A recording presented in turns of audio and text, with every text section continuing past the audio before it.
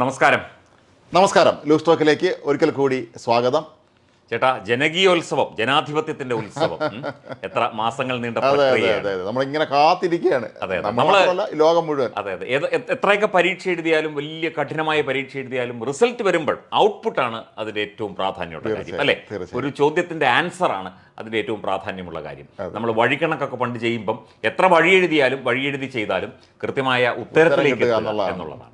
ആ ഉത്തര ദിവസമാണ്, അല്ലെങ്കിൽ ആ ഫലം വരുന്ന ദിവസമാണ് നാളെ ജൂൺ 4. ലോകത്തെ ഏറ്റവും വലിയ ജനാധിപത്യ രാജ്യമാണ് ഇന്ത്യ. ആ കാര്യത്തിൽ യാതൊരു സംശയവുമില്ല. കാരണം ഇത്രയും കൃത്യതയോടുകൂടി തെരഞ്ഞെടുപ്പ് നടക്കുന്ന ഏതെങ്കിലും ഒരു രാജ്യം ഉണ്ടോ എന്ന സംശയമാണ് ഇതേ രീതിയിൽ. അതെ, തെരഞ്ഞെടുപ്പ് കമ്മീഷണർ രാജീവ് കുമാർ അദ്ദേഹം അല്പസമയം മുൻപ് പറഞ്ഞു, 61 കോടി അധികം വോട്ടർമാർ, പ്രത്യേകിച്ചും സ്ത്രീ സാന്നിധ്യം വളരെയധികം കൂടുതലായിരുന്നു ഈ തെരഞ്ഞെടുപ്പിൽ.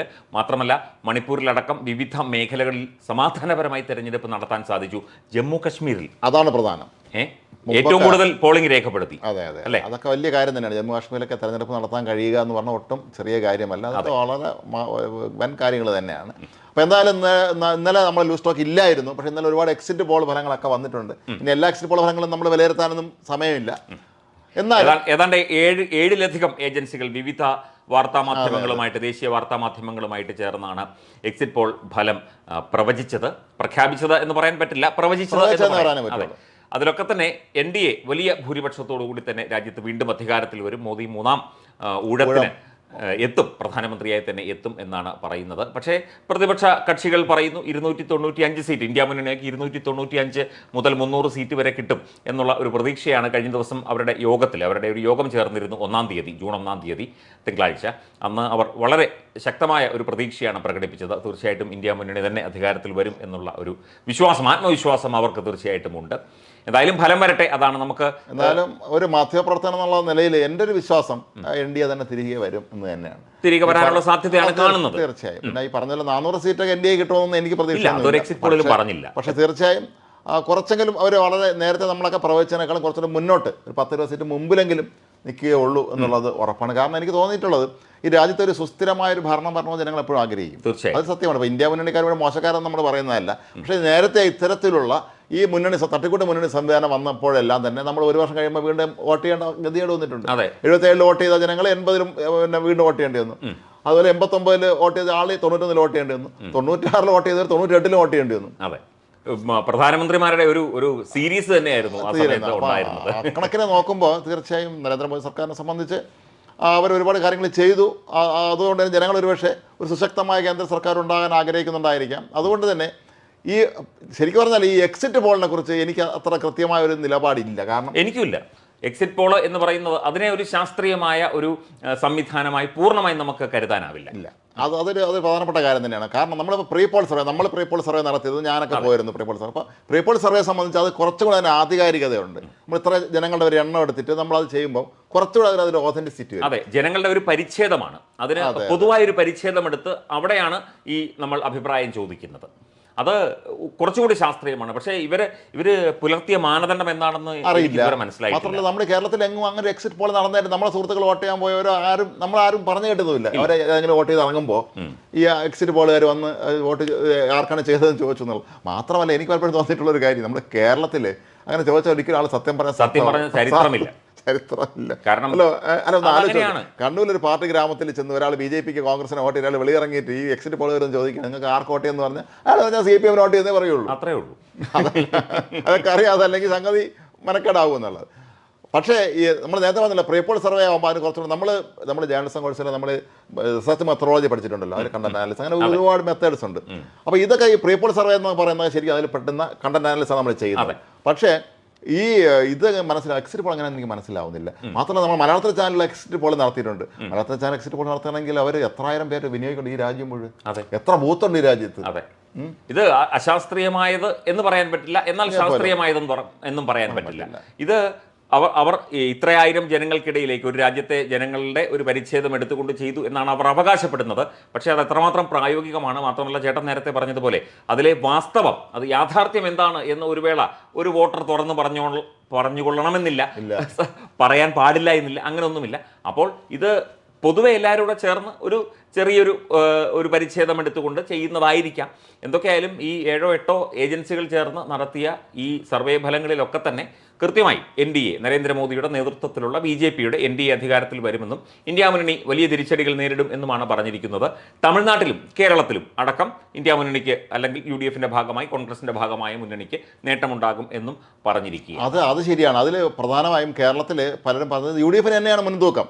കേരളത്തിൽ UDFന് തന്നെയാണ് മുൻതൂക്കം. കാരണം സംസ്ഥാന സർക്കാർ ഇത് തീർത്തും UDFന്റെ പ്രവർത്തനം കൊണ്ടോ ഒന്നും കിട്ടുന്നതല്ല. ഈ LDF സർക്കാരിന്റെ കയ്യിൽ പോലും സംഭവിക്കുന്നത് ഭരണവിരുദ്ധ വികാരം തന്നെയാണ്.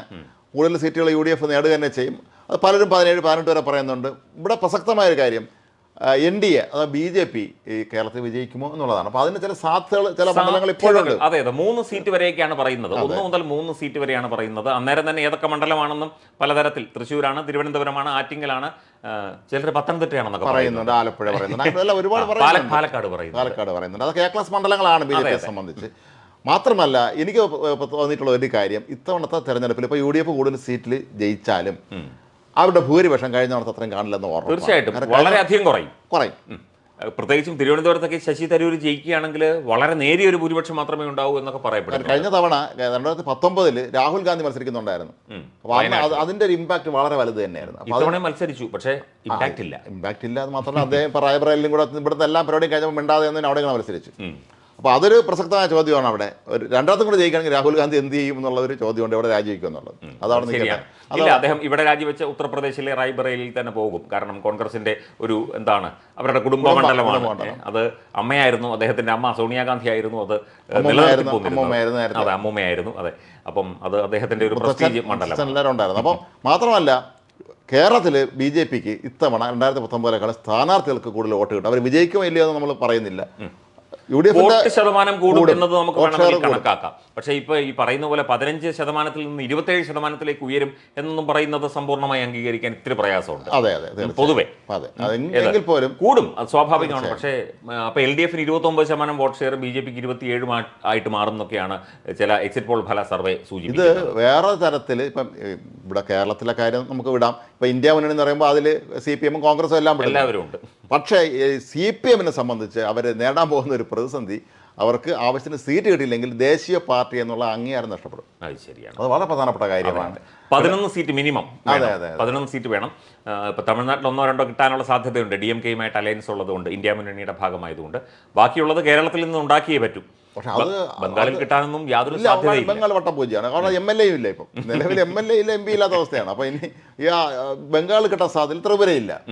ആകെ കേരളമാണ് അവർക്ക് ഈ 11 തയ്ക്കാനുള്ള ആകെയുള്ള ഒരു സാധ്യത ഉള്ളത്. അത് പക്ഷേ തമിഴ്നാട്ടിൽ പറഞ്ഞ പോലെ DMK-യുടെ സഹായത്തോടു കൂടി ചിലപ്പോൾ 12 സീറ്റ് കിട്ടുമായിരിക്കാം. ഇവിടെ 12 സീറ്റ് കിട്ടുമെന്നാണ് CPM സംസ്ഥാന സെക്രട്ടറി കഴിഞ്ഞ ദിവസം പറഞ്ഞത്. എക്സിറ്റ് പോളൊക്കെ വെറും ഭ്രാന്താണ്. ഇവിടെ ഞങ്ങൾക്ക് 12 സീറ്റ് ഉറപ്പായിട്ടും കിട്ടുമെന്നാണ് ഗവൺമെന്റ്. പരാജയപ്പെട്ടാൽ നാളത്തെ വിശദീകരണം നമുക്ക് ഇപ്പം തന്നെ നമുക്ക് പറയാൻ കഴിയും. ഇത് BJP UDF കൂട്ടുകെട്ടാണെന്ന് പറയാം. വോട്ട് മറിഞ്ഞു, ക്രോസ് വോട്ടിങ്. അതെ. അപ്പം അങ്ങനെയൊക്കെ അവർ പറയും. അല്ല, എങ്കിലും ഈ നമ്മുടെ നാട്ടിലെ ജനങ്ങളെ സംബന്ധിച്ചിടത്തോളം നമ്മൾ ഈ വോട്ട് ചെയ്യുന്ന കാര്യത്തിലുണ്ടല്ലോ, നമ്മുടെ ഇന്ത്യക്കാരെന്നുള്ള പ്രത്യേകം മലയാളികളും അവർ കൃത്യമായി അവർക്കൊരു രീതിയുണ്ട് കേട്ടോ. അതൊരു വല്ലാത്ത രീതി തന്നെയാണ്. ഇപ്പോൾ 77 തെരഞ്ഞെടുപ്പിൽ ഇന്ദിരാഗാന്ധിയും അവരുടെ മകനുമെല്ലാം ചേർന്ന് അടിയന്തരാവസ്ഥയുടെ പേരിൽ നടത്തി കാട്ടിക്കൂട്ടി എല്ലാ ഭീകരതക്കും ജനം ഒന്നടങ്കം മറുപടി കൊടുത്തു, കേരളം ഒഴികെ. അന്നും കേരളം വിജയിപ്പിച്ചത് കോൺഗ്രസിനെയാണ്. പക്ഷേ ബാക്കി സംസ്ഥാനങ്ങളിൽ കോൺഗ്രസ് നിലം പരിശായി. അപ്പോൾ ആ ജനങ്ങളുണ്ടല്ലോ, ജനങ്ങൾ അന്ന് മാത്രമല്ല, അന്ന് ഈ മാധ്യമങ്ങളൊന്നും ഇതുപോലെ ഇല്ല. ഉള്ള പത്രങ്ങൾക്ക് സെൻസർഷിപ്പ് ഏർപ്പെടുത്തി. ദേശാഭിമാനി പോലും സെൻസർ വാർത്ത കാണിച്ചിട്ടാണ് പത്രം വിടുമായിരുന്നത് നാട്ടുകാർക്ക് മുന്നിൽ. എന്നിട്ട് പോലും അങ്ങനെ വിവരങ്ങൾ അറിയാൻ യാതൊരു വഴിയും ഇല്ലാതിരുന്നിട്ട് പോലും ജനങ്ങൾ പ്രതികരിച്ചു എന്നുള്ളതാണ്. അത് വലിയ കാര്യമാണ്. അതുപോലെ ഈ നാളത്തെ തെരഞ്ഞെടുപ്പ് ഫലം നമ്മളെല്ലാം ആകാംക്ഷയോടെ കാത്തിരിക്കുമ്പോഴും അങ്ങനെ ചില കാര്യങ്ങൾ അതിൽ തീർച്ചയായിട്ടും നമ്മുടെ തെരഞ്ഞെടുപ്പുമായി ബന്ധപ്പെട്ട ഒരുപാട് പ്രത്യേകതകൾ നമ്മൾ ആദ്യം സൂചിപ്പിച്ചതുപോലെ നമ്മുടെ തെരഞ്ഞെടുപ്പ് എന്ന് പറഞ്ഞാൽ അതൊരു വലിയ അത്ഭുത പ്രക്രിയയാണ്. ഇത്രയായിരം ജനങ്ങളെ, കോടിക്കണക്കിന് ജനങ്ങളെ കോർഡിനേറ്റ് ചെയ്ത് ആയിരക്കണക്കിന് ലക്ഷക്കണക്കിന് പോളിംഗ് ബൂത്തുകൾ, കോടിക്കണക്കിന് തെരഞ്ഞെടുപ്പ് ഉദ്യോഗസ്ഥർ, സുരക്ഷാ ക്രമീകരണങ്ങൾ, ഇപ്പം പുതിയ ആധുനിക സംവിധാനത്തിലൂടെ CCTV, വെബ്കാസ്റ്റിംഗ്, എന്തെല്ലാം സംവിധാനങ്ങൾ, ഇതൊക്കെ ഏകോപിപ്പിച്ചെടുക്കുക എന്ന് പറഞ്ഞാൽ ഇത്ര കോടി ജനങ്ങളെ ഏകോപിപ്പിച്ച് ഒരു തെരഞ്ഞെടുപ്പ് എന്ന് പറയുന്ന സുദീർഘമായൊരു പ്രക്രിയ വിജയിപ്പിച്ചെടുക്കുക എന്ന് പറഞ്ഞാൽ അത് അത്ര നിസ്സാര കാര്യമല്ല. തീർച്ചയായും അല്ല. അപ്പോൾ നമുക്ക് അത് ശരിക്കും ജനോത്സവം, ജനകീയോത്സവം എന്ന് പറയുന്നത് അതുകൊണ്ടാണ്. കാര്യം പാർട്ടികൾ തമ്മിലും മുന്നണികൾ തമ്മിലും മത്സരിക്കുന്നു, പരസ്പരം വാക്പോര് നടത്തുന്നു, കുറ്റപ്പെടുത്തുന്നു, അല്ലെങ്കിൽ വിമർശിക്കുന്നു, പല കാര്യങ്ങളിൽ പല രീതിയിലുള്ള അഭിപ്രായ പ്രകടനങ്ങളൊക്കെ നടത്തുന്നു. പക്ഷേ ഇത് ആകെ നോക്കുകയാണെങ്കിൽ ഈ തെരഞ്ഞെടുപ്പ് പ്രക്രിയ എന്ന് പറഞ്ഞാൽ അത് ഒരു ഉത്സവത്തിന്റെ ഒരു പ്രതീതി ജനിപ്പിക്കുന്ന ഒരു സംഭവം തന്നെയാണ്, ജനാധിപത്യത്തിന്റെ ഉത്സവം തന്നെയാണ്. മാത്രമല്ല നമ്മളിവിടെ ശ്രദ്ധിക്കേണ്ട ഒരു കാര്യം, പ്രധാനമന്ത്രി നരേന്ദ്രമോദി അല്ലെങ്കിൽ BJP ക്യാമ്പിനെ സംബന്ധിച്ച് അവർ തികഞ്ഞ ആത്മവിശ്വാസത്തിലാണ്. കാരണം അദ്ദേഹം ഇറ്റലിയിൽ നടക്കാൻ പോകുന്ന G7 ഉച്ചകോടി പങ്കെടുക്കാൻ ഇപ്പോഴേ തീരുമാനിച്ചു കഴിഞ്ഞു. അത് ഇതിനൊക്കെ ശേഷമാണ്. മാത്രമല്ല അദ്ദേഹം സുപ്രധാനമായ ഒരുപാട് കാര്യങ്ങൾ ഇനി പങ്കെടുക്കുന്നുണ്ട് ഇതുപോലെ അന്തർദേശീയ സ്ഥലങ്ങളിലൊക്കെ. അല്ല, അദ്ദേഹം പ്രധാനപ്പെട്ട ഉദ്യോഗസ്ഥരുടെ അജിത് ഡോവലിന്റെയും അടക്കമുള്ള യോഗം കഴിഞ്ഞ ദിവസം വിളിച്ചിരുന്നു, അല്ലെങ്കിൽ വിളിക്കാൻ പോകുന്നു എന്ന് കേൾക്കുന്നു. സത്യപ്രതിജ്ഞയുള്ള ഒരുക്കങ്ങൾ നടക്കുന്നു. അപ്പം അങ്ങനെ എല്ലാം പ്ലാൻ ചെയ്തിരിക്കുകയാണ്. മാത്രമല്ല പുതിയ സർക്കാർ 100 ദിന കർമ്മ പദ്ധതിയുമായിട്ട് മുന്നോട്ട് പോകും. കഴിഞ്ഞ തവണ എങ്ങനെ ഉണ്ടായിരുന്നു 100 ദിനം, ആദ്യത്തെ 100 ദിനം ചെയ്യേണ്ട കാര്യങ്ങൾ. അത് നല്ലതാണ്. അതൊരു നേരത്തെ ചെയ്തു വെച്ചിരുന്നാൽ പിന്നെ ആ 100 ദിവസം കൊണ്ട് ചെയ്യാനുള്ള ഒരുപാട് കാര്യങ്ങളുണ്ട്. ഈ നരേന്ദ്രമോദി മന്ത്രിസഭയിൽ നിലവിലുള്ള മന്ത്രിസഭയുടെ ഏറ്റവും വലിയ ഗുണങ്ങളിലൊന്ന് നമ്മൾ പലപ്പോഴും പറഞ്ഞിട്ടുള്ളതാണ്, ഈ മന്ത്രിസഭയിൽ ഒരുപാട് പ്രൊഫഷണൽസ് ഉണ്ട്. അത് ശരിയാണ്. അപ്പോൾ നല്ല പ്രൊഫഷണൽസ് ഉള്ളവരാണ്. അവർ കാര്യം ഒരാളെ ഏൽപ്പിച്ചാൽ അവർ കൃത്യമായിട്ട് ചെയ്യാനുള്ള കേപ്പബിലിറ്റിയുള്ള വിദ്യാഭ്യാസം കേപ്പബിലിറ്റി ഉണ്ട്. ആ രംഗത്ത് പ്രവർത്തിച്ചവരാണ്. ഉദാഹരണത്തിന് S ജയശങ്കർ, അദ്ദേഹം IFS കാരനാണ്, ഇന്ത്യൻ ഫോറിൻ സർവീസുകാരനാണ്. അദ്ദേഹമാണല്ലോ വിദേശകാര്യമന്ത്രി, വിദേശ സെക്രട്ടറി ആയിരുന്നു. അതെ. അപ്പം അത്തരത്തിൽ കഴിവുള്ളവരെ ആ കാര്യങ്ങൾ ഏൽപ്പിക്കുക, അത് കൃത്യമായി ഏകോപിപ്പിക്കുക, എല്ലായിടത്തും പ്രധാനമന്ത്രിയുടെ ഓഫീസിന്റെ കണ്ണ് ചെല്ലുക തുടങ്ങിയ കാര്യങ്ങളായിരുന്നു അദ്ദേഹം ഈ രണ്ടാം മോഡി സർക്കാരിൽ ആ ഒരു രീതിയിൽ കടന്നു വന്നുകൊണ്ടിരുന്നത്. അത് കൂടുതൽ വിപുലപ്പെടുത്തിക്കൊണ്ട് മുന്നേറും എന്നൊക്കെ തന്നെയാണ് അദ്ദേഹവും അദ്ദേഹത്തിന്റെ പാർട്ടിയും ഒക്കെ BJPയും ഒക്കെ തന്നെ പറയുന്നത്. ഇനിയും കൂടുതൽ ശക്തമായി തന്നെ മുന്നേറാനുള്ള പദ്ധതികളൊക്കെ തയ്യാറായി കഴിഞ്ഞു എന്നാണ്. അല്ല, മാത്രമല്ല നമ്മൾ ഇതിൽ ചേർത്ത് വെച്ച് ശ്രദ്ധിക്കേണ്ട ഒരു കാര്യം, കഴിഞ്ഞ ദിവസം അരുണാചൽ പ്രദേശിലെ നിയമസഭാ തെരഞ്ഞെടുപ്പ് നടന്നു. അവിടെ BJPക്ക് ഉണ്ടായ വിജയം ശരിക്കും അത് നോർത്ത് ഈസ്റ്റിലെ BJPക്ക് അവർക്ക് ഇപ്പോഴും നല്ല സ്വാധീനമുണ്ട് എന്നുള്ള ഏറ്റവും വലിയ തെളിവാണ്. തീർച്ചയായിട്ടും. അത് ത്രിപുര നോക്കിയാൽ തന്നെ അറിയാലോ, ത്രിപുര നോർത്ത് ഈസ്റ്റിൽ പെടുന്നതല്ലേ. തീർച്ചയായും. അപ്പം അതുവഴി കടന്നു കയറുകയാണ്. ആസാമിലൊക്കെ ആസാമിൽ എത്ര ശക്തമായിട്ടാണ് BJP നിലകൊള്ളുന്നത്. മാത്രമല്ല ഈ ത്രിപുരയിൽ, ക്ഷമിക്കണം, നമ്മുടെ ഈ അരുണാചൽ പ്രദേശിൽ 10 സീറ്റിൽ മത്സരിക്കാൻ ആളില്ല.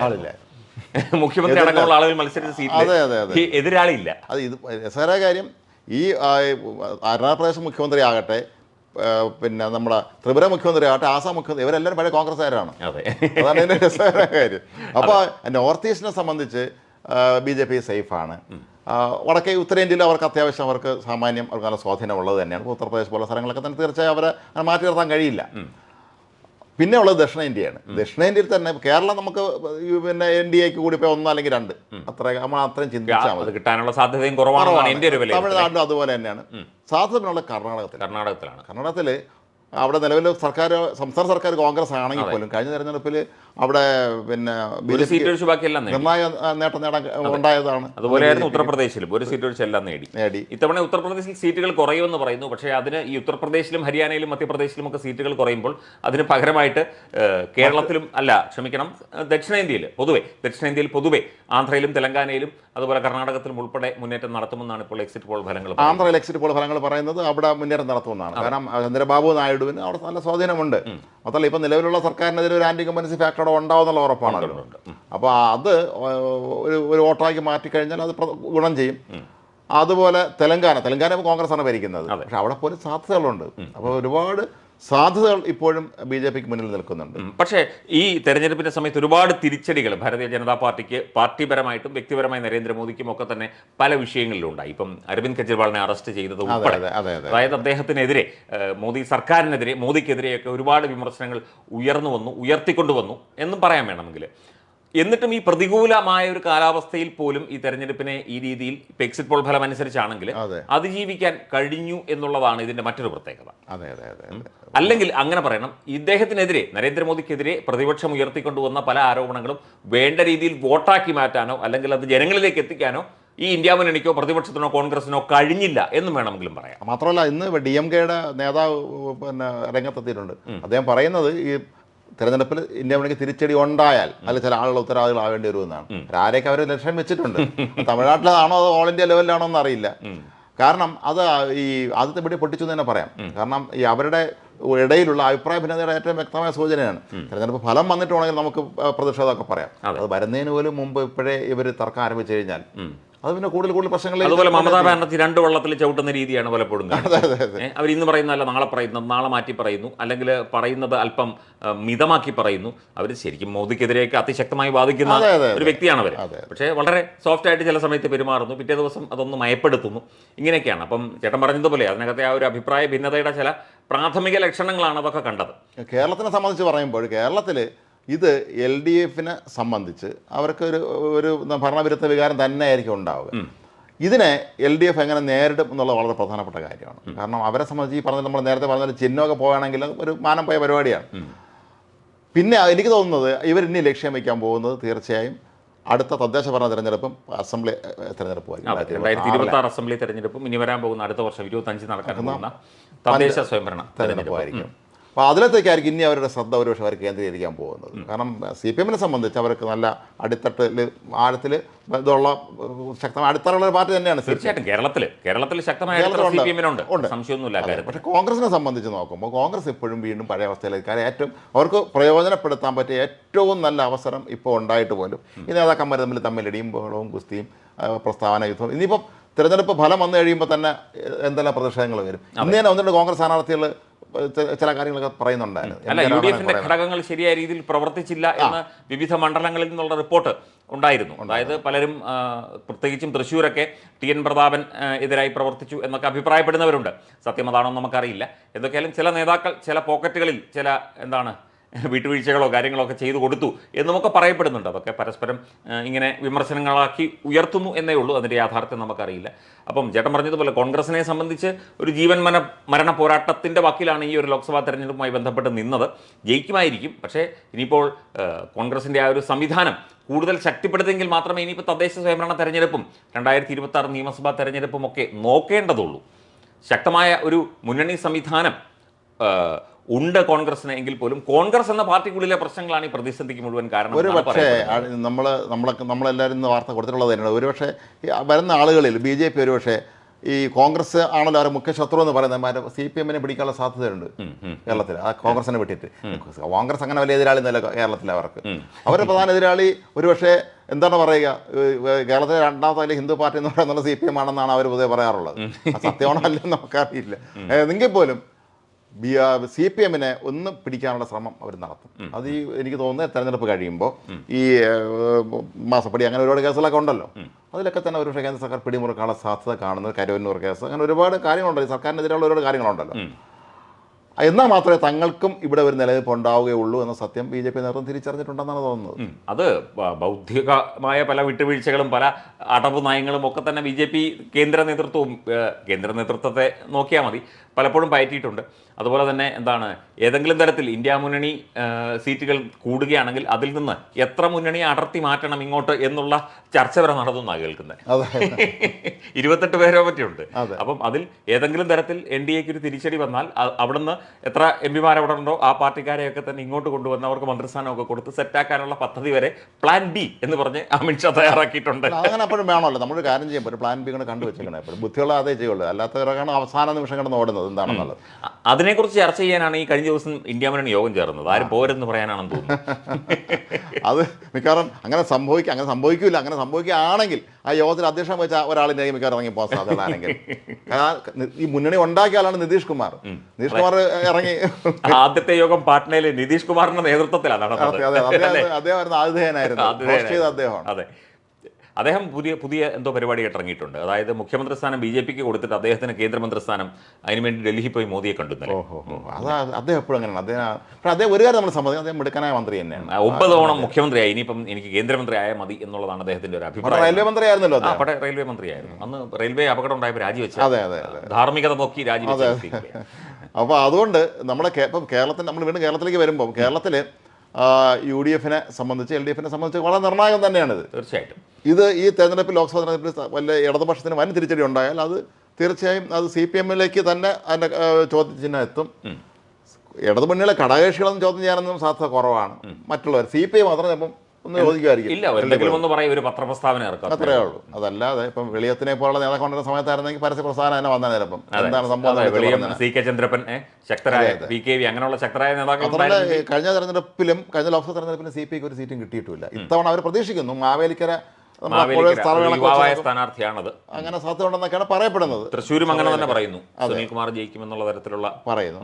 അങ്ങനെ ഒന്ന് സംഭവിക്കുകയാണെങ്കിൽ അത് വളരെ പ്രധാനമാണ് ദേശീയ തലത്തിൽ. കാര്യം CPM ഒരുപക്ഷെ ഒരു സീറ്റും കിട്ടാതാവുക, അല്ലെങ്കിൽ അങ്ങനെ ഒരു സീറ്റ് കിട്ടുകയും CPI ഒന്നുകൂടെ കിട്ടുകയും ചെയ്തെന്ന് പറഞ്ഞാൽ, അല്ലെങ്കിൽ ഒന്ന് കിട്ടിയാലും മതി, അത് CPIയെ സംബന്ധിച്ച് അത് ഒരു വളരെ നിർണായകമായ ഒരു ഡ്രൈവിംഗ് സീറ്റിലേക്ക് ഇരിക്കാൻ ഒരു യോഗ്യത, ഒരു അധിക യോഗ്യത കൂടിയാണ്. നടക്കില്ല, CPM സമ്മതിക്കില്ല, അത് വേറെ കാര്യം. എന്നാൽ പോലും ധാർമ്മികമായും രാഷ്ട്രീയമായും അവർക്കൊരു വലിയ ശക്തിയാവും ആ ഒരു വിജയം. എന്തായാലും ആനി രാജ ജയിക്കാനുള്ള സാധ്യത വിദൂരമാണ്. സുനിൽകുമാർ ജയിക്കാനൊരു സാധ്യത പറയുന്നു, അതുപോലെ തന്നെ അരുൺകുമാർ ജയിക്കാനൊരു സാധ്യത മാവേലിക്കരയിൽ പറയുന്നുണ്ട്. ഇതാണ് ആകെയുള്ള ഒരു ഇത്. തിരുവനന്തപുരത്ത് പന്യൻ സഖാവിന്റെ കാര്യം എങ്ങനെയാണെന്നറിയില്ല, സാധ്യത കുറവാണെന്നാണ്. അതെ. തിരുവനന്തപുരത്തെ സംബന്ധിച്ച് തിരുവനന്തപുരത്ത് നമ്മൾ ചർച്ച ചെയ്യാൻ കഴിയില്ല. തിരുവനന്തപുരത്തെ സംബന്ധിച്ച് നമ്മൾ ആദ്യം സർവേ നടത്തുമ്പോഴൊക്കെ തന്നെ തരൂർ തന്നെയായിരുന്നു മുന്നിൽ. പക്ഷേ ഇപ്പോൾ അവസാനം എക്സിറ്റ് പോളൊക്കെ വരുമ്പോൾ രണ്ടുപേരും ഏതാണ്ട് തുല്യതയിലാണ്. ഇനി രാജേന്ദ്രശേഖർ ജയിച്ചില്ലെങ്കിൽ പോലും നേരിയ വോട്ടിനായിരിക്കും തരൂർ ജയിക്കുക എന്നുള്ളത് ഉറപ്പാണ്. തൃശ്ശൂർ സുരേഷ് ഗോപി ജയിക്കാനുള്ള സാധ്യത ചേട്ടൻ എങ്ങനെ കാണുന്നു? സാധ്യത കൂടുതലാണ്, സാധ്യത ഉണ്ട് എന്നാണ് പറയുന്നത്. വ്യക്തിപരമായും കൂടി ചിലപ്പോൾ അദ്ദേഹത്തിന് വോട്ട് കിട്ടുമായിരിക്കാം. കാരണം അദ്ദേഹത്തെ കുറിച്ച്, അദ്ദേഹം സിനിമാടനാണ്, 2 തവണ നേരത്തെ മത്സരിച്ച ആളാണ്. അപ്പൊ അങ്ങനെയൊക്കെ ആളുകൾക്കിടയിൽ ഒരു രാഷ്ട്രീയത്തിനപ്പുറമുള്ള വോട്ട് കിട്ടാനുള്ള ഒരു സാധ്യത, ഒരുപാട് സാമൂഹ്യ സേവനങ്ങളൊക്കെ ചെയ്യുന്നുണ്ട്. അപ്പൊ അതൊരു ഘടകം തന്നെയായിരിക്കാം അദ്ദേഹത്തിന് ഒരുപക്ഷെ ജയിച്ചുകൂടാ. വലിയ ഭൂരിപക്ഷം ഇല്ലെങ്കിലും വിജയ സാധ്യതയുണ്ട്. തൃശ്ശൂരും തിരുവനന്തപുരവും ആറ്റിങ്ങലുമാണ് ഇന്ത്യ ടുഡേയുടെ സർവേയിൽ പറഞ്ഞത്. ആറ്റിങ്ങലെ സാധ്യത ഞങ്ങളുടെ മണ്ഡലമാണ്. നിങ്ങളുടെ മണ്ഡലം എനിക്ക് തോന്നുന്നില്ല BJP ജയിക്കാൻ സാധ്യത, എനിക്ക് തോന്നുന്നില്ല. കേന്ദ്രമന്ത്രി V മുരളീധരനാണ്. പക്ഷേ സാധ്യത അത് ഇന്നലെ K മുരളീധരൻ പറഞ്ഞു, ആറ്റിങ്ങലിൽ ഒരു സാധ്യത കേട്ടുടനെ V മുരളീധരൻ ബോധം കെട്ട് വീട് കാണുന്നു, കാരണം അദ്ദേഹം തന്നെ ഞെട്ടിക്കാണും എന്നൊക്കെ പറഞ്ഞ് പരിഹാസ രൂപേണ പറയുന്നത് കേട്ടു. എന്താണെങ്കിലും ഈ ഒരു ഇപ്പൊ വരുന്ന ഈ കണക്കൂട്ടലുകളുണ്ടല്ലോ, ഇത് ഏതാണ്ട് ശരിയായിരിക്കുമെന്നാണ് എനിക്ക് ഇപ്പോൾ തോന്നുന്നത്. നമ്മൾ എക്സിറ്റ് പോളിൽ നിന്ന് നമ്മൾ അങ്ങനെ പൂർണ്ണ വിശ്വാസത്തിലെടുക്കുന്നില്ല. BJP സംബന്ധിച്ച് അല്ലെങ്കിൽ NDA സംബന്ധിച്ച് അവർ തന്നെ ഭരണത്തിൽ വരും. പറഞ്ഞതുപോലെ ചിലപ്പോൾ ഏറ്റക്കുറച്ചിൽ കുറവില്ല, കുറച്ച് മുന്നോട്ട് നിൽക്കുമെന്നാണ് ഇപ്പോൾ വിശ്വാസം. നമ്മൾ നേരത്തെ പറഞ്ഞത് എത്ര 295 എന്നൊക്കെ നമ്മൾ പറയുക, പക്ഷെ എന്നാലും കുറച്ചുകൂടെ മുന്നോട്ട്. അതുപോലെ നമ്മൾ സർവേ നടത്തിയപ്പം നമ്മൾ അന്ന് കണ്ടെത്തി, അത് മാസങ്ങൾക്ക് മുമ്പാണ്, അന്ന് കണ്ടെത്തിയത് ചിലതും മാറിയിട്ടുണ്ട്. നമ്മളന്ന് പറഞ്ഞത് കാസർഗോഡ് ഇടതുമുന്നണി ജയിക്കുമെന്നാണ് നമ്മളൊരു സർവേയിൽ പറഞ്ഞത്. അതുപോലെ ഇവിടെ നമ്മുടെ വടകരയിലെ കാര്യം ഒരുപാട് മാറ്റങ്ങൾ സംഭവിക്കുന്നുണ്ട്. പക്ഷെ എന്നാലും നമ്മളന്ന് കൊടുത്തത് 14-5-1 എന്നുള്ളതായിരുന്നല്ലോ. അതിൽ നിന്ന് കുറേ കാര്യങ്ങൾ അങ്ങോട്ടും ഇങ്ങോട്ടൊക്കെ മാറുന്നുണ്ട്. പക്ഷേ എങ്കിലും ഈ ഇടതുപക്ഷത്തിന് മികച്ചൊരു പെർഫോമൻസ് നടത്താൻ കഴിയുമെന്ന് തോന്നുന്നില്ല. അതേസമയം BJPക്ക് കേരളത്തിൽ ഇക്കുറി അവരെ പ്രകടനം മെച്ചപ്പെടുത്താൻ കഴിയും എന്ന് തന്നെയാണ് നമ്മുടെ ഒരു പ്രതീക്ഷ. അതെ, അത് ആ ഒരു BJPയുടെ ഒന്നാമത്തെ കാര്യം, നരേന്ദ്രമോദി 5-6 പ്രാവശ്യം കേരളം. അതെ. അദ്ദേഹം ഇപ്പോൾ വന്നതുകൊണ്ട് വലിയ ഗുണമൊന്നുമില്ല എന്ന് പറയുന്നവരുമുണ്ട്. പക്ഷേ പ്രധാനമന്ത്രി നരേന്ദ്രമോദി കേരളത്തിൽ 5-6 പ്രാവശ്യം വരിക, റോഡ് ഷോയിൽ പങ്കെടുക്കുക, BJPയുടെ പ്രചരണ പ്രവർത്തനങ്ങൾക്ക് നേതൃത്വം കൊടുക്കുക എന്ന് പറഞ്ഞു കഴിഞ്ഞാൽ അത് വലിയൊരു സംഭവം തന്നെയാണ്. ഒരു 10% ഒരു മുന്നേറ്റം, ഒരു 10 മാർക്കെങ്കിലും കൂടുതൽ കിട്ടാനുള്ള സാധ്യതയുണ്ട് എന്നുള്ളത് വാസ്തവം തന്നെയാണ്. അതിനെയാണ് മോദി എഫക്റ്റ് എന്നൊക്കെ പറയുന്നു. മോദി എഫക്റ്റ് ഇല്ല, മോദി ഹാട്രിക് നേടില്ല എന്നൊക്കെ പറയുന്നുണ്ട്. പക്ഷേ ഒരു എഫക്റ്റ് ഉള്ളതിനെ നമുക്കില്ല എന്ന് പറയാൻ പറ്റില്ല. തീർച്ചയായും അതൊരു വ്യക്തി പ്രഭാവമാണ്, അല്ലേ? തീർച്ചയായും രാഷ്ട്രീയ പ്രഭാവമല്ല, ഒരു വ്യക്തി പ്രഭാവമാണ്. അല്ലെ, അപ്പുറത്ത് നമ്മൾ കാര്യം പറയുമ്പോൾ ഇപ്പോൾ ഇപ്പുറത്ത് ഒരു ഇന്ത്യയിലേക്ക് ഒരു ഹീറോ ലീഡർ എന്ന് പറയാനുള്ള മോദി ആയിരുന്നു. ഒപ്പം ഇപ്പോൾ അപ്പുറത്തും കെജ്രിവാളും സോണിയയും പ്രിയങ്ക ഗാന്ധിയും രാഹുൽ ഗാന്ധിയൊക്കെ ഉയർന്നു വരുന്നുണ്ട്. പക്ഷേ അവരെല്ലാം ഒരു 4 പടി മുകളിൽ മോദി നിൽക്കുന്നുണ്ട് എന്നുള്ളതാണ്. അല്ല, BJPയിലെ മറ്റു നേതാക്കളെ ചേർത്ത് വെക്കൂ. ഇദ്ദേഹത്തെ പോലെ ഏത് നേതാവുണ്ട് അടുത്തത് ഒരു വരാനായിട്ട് പ്രാപ്തിയുള്ളത്? കുറവാണ്. നമ്മുടെ മുന്നിൽ പെട്ടെന്നൊരു പേര് തെളിയുന്നില്ല. മോദി കഴിഞ്ഞാൽ ആര് എന്നൊരു പേര് തെളിയുന്നില്ല. അപ്പം തെരഞ്ഞെടുപ്പ് എന്ന് പറയുന്നത് ജനകീയ ഉത്സവം തന്നെയാണ്. തെരഞ്ഞെടുപ്പ് പ്രക്രിയ, നമ്മുടെ പൊതു തെരഞ്ഞെടുപ്പ് എന്ന് പറയുന്നത് നമ്മളെല്ലാം ആകാംക്ഷയോടെ എത്രയോ കാലം ചർച്ചകളും നമ്മുടെ പല സുഹൃത്തുക്കളും വിളിച്ചു ചോദിക്കുന്നു തർക്ക വിതർക്കങ്ങൾ എന്താണെന്നൊക്കെ. നമ്മൾ ഒന്ന് വെയിറ്റ് ചെയ്ത അതുകൊണ്ട് വേറെ പ്രധാനപ്പെട്ട കാര്യം, നാളെ മറുനാടനും വോട്ടെണ്ണൽ കൃത്യമായി തന്നെ മറുനാടൻ്റെ എല്ലാ പ്ലാറ്റ്ഫോമുകളിലും, ഞങ്ങളുടെ പ്രധാനപ്പെട്ട 3 പ്ലാറ്റ്ഫോമുകൾ, ഞങ്ങളുടെ മറുനാടൻ മലയാളി, മറുനാടൻ TV, മറുനാടൻ എക്സ്ക്ലൂസീവ്, വിശദമായ ചർച്ചകളുണ്ട്, വിശദമായ വിലയിരുത്തലുകളുണ്ട്, കൃത്യമായ അപ്ഡേറ്റുകൾ, വാർത്തകൾ മറുനാടൻ TVയിൽ നമുക്ക് തെരഞ്ഞെടുപ്പ് ഫലം തീർച്ചയായിട്ടും കാണാം. ചേട്ടൻ്റെ നേതൃത്വത്തിലുള്ള ഞങ്ങളുടെ ഡെസ്ക് ടീം, ഞാനും ചേട്ടനും അടങ്ങുന്ന ഡെസ്ക് ടീം സദാ സജ്ജരാണ്. ഞങ്ങളുടെ ചീഫ് എഡിറ്റർ ശ്രീ ഷാജിൻ സ്കറി, അദ്ദേഹം വിദേശത്താണ്. അദ്ദേഹം വിദേശത്തുനിന്ന് ചർച്ചകളിലും പങ്കെടുക്കും. നാളെ വൈകിട്ട് 5 മണി മുതൽ 6 മണി വരെ പ്രത്യേക ചർച്ചയുണ്ട്. അഡ്വക്കേറ്റ് ജയശങ്കർ, അതുപോലെ ശ്രീജിത്ത് പണിക്കർ എന്ന രാഷ്ട്രീയ നിരീക്ഷകരുമായിട്ട് തെരഞ്ഞെടുപ്പ് ഫലം വന്നതിന് ശേഷമുള്ള ചർച്ച അദ്ദേഹം നയിക്കുന്നതായിരിക്കും. അങ്ങനെ ഞങ്ങളുടെ റിപ്പോർട്ടർമാർ, ഞങ്ങളുടെ മേഖലാ റിപ്പോർട്ടർമാർ, ജില്ലാ റിപ്പോർട്ടർമാർ, ബ്യൂറോ ചീഫുകൾ എല്ലാം സജ്ജരായി കഴിഞ്ഞു. ഞങ്ങളുടെ ടെക്നിക്കൽ ടീമും സജ്ജരായി കഴിഞ്ഞു. ഞങ്ങൾ ഇന്ന് വൈകുന്നേരം മുതൽ തന്നെ അതിൻ്റെ നടപടികളൊക്കെ തന്നെ തുടങ്ങുകയാണ്. അപ്പം തെരഞ്ഞെടുപ്പിൻ്റെ കൃത്യമായ ഫലം വിലയിരുത്തലുകൾ 543 മണ്ഡലങ്ങളിലെയും പ്രത്യേകിച്ച് അതിൽ കേരളത്തിലെ 20 മണ്ഡലങ്ങളിലെയും ഒക്കെ തന്നെ പ്രധാന നേതാക്കളുമായിട്ടുള്ള സംവാദങ്ങൾ, അഭിമുഖങ്ങൾ, അവരുടെ അഭിപ്രായ പ്രകടനങ്ങളും ഒക്കെ തന്നെ പ്രിയപ്പെട്ട പ്രേക്ഷകർക്ക് കാണാം. നിങ്ങൾ ഞങ്ങളുടെ എല്ലാ പ്ലാറ്റ്ഫോമും മാറി മാറി കാണണം. മറുനാടൻ TV, മറുനാടൻ മലയാളിയും എക്സ്ക്ലൂസീവും ഒക്കെ മാറി മാറി കാണാം. മൊബൈലല്ലേ കയ്യിരിക്കുന്നത്. അപ്പോൾ തീർച്ചയായിട്ടും ആ ഫലത്തിൻ്റെ സമ്പൂർണ്ണത നിങ്ങളിലേക്ക് എത്തിക്കാൻ ഞങ്ങൾ തയ്യാറായി കഴിഞ്ഞു. അപ്പം നാളെ നമുക്ക് അതിൻ്റെ കാര്യങ്ങൾ വിശദമായിട്ട് അറിയാം. ഇനിയിപ്പോൾ നമ്മൾ കൂടുതൽ ഈ വിഷയം പറയണ്ട, ആര് വാഴും ആര് വീഴും എന്നൊക്കെ നമുക്ക് നാളെ അറിയാം. ഈ സമയമാകുമ്പോഴത്തേക്ക്, ഈ സമയം ഉച്ചയ്ക്ക് മുമ്പ് അറിയാം. എനിക്ക് തോന്നുന്നു ഒരു 10-10 ആകുമ്പോൾ തന്നെ അതിന്റെ ഉച്ചയ്ക്ക് മുന്നേ എല്ലാം അറിയാൻ പറ്റും. ഒരു 1 മണി ആകുമ്പോഴത്തേക്കും തീരും, ഒരുപാട് തീരും. പിന്നെ ബാക്കി വിലയിരുത്തലുകളും ചർച്ചകളും മാത്രമേ ഉള്ളൂ. എന്തായാലും നമുക്ക് കാത്തിരുന്ന് കാണാം. അതെ, നമസ്കാരം.